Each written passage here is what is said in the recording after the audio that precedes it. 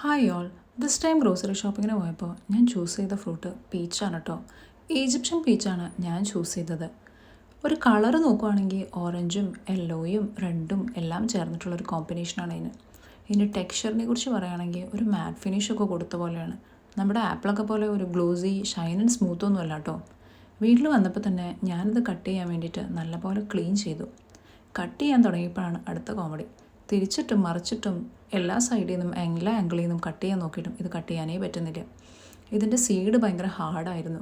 മുൻപ് എപ്പോഴൊക്കെയോ പീച്ച് കഴിച്ചിട്ടുണ്ടെങ്കിലും ഇതിൻ്റെ സീഡ് ഭയങ്കര ഹാർഡാണെന്നുള്ളൊരു മെമ്മറി എനിക്ക് വന്നില്ല കേട്ടോ. കുറേ നേരം ട്രൈ ചെയ്തിട്ടും വർക്കൗട്ട് ആവാതിരുന്നപ്പോൾ ഞാൻ നമ്മുടെ ആയുധം വെച്ചേ കഴിച്ചു. ഞാൻ കടിച്ച് കഴിച്ചു കേട്ടോ. ഇനി ഇതിൻ്റെ ടേസ്റ്റിനെ കുറിച്ച് പറയുകയാണെങ്കിൽ നമ്മുടെ പ്ലം പോലൊക്കെ തന്നെയാണ്. ഭയങ്കര സ്വീറ്റൊന്നുമല്ല.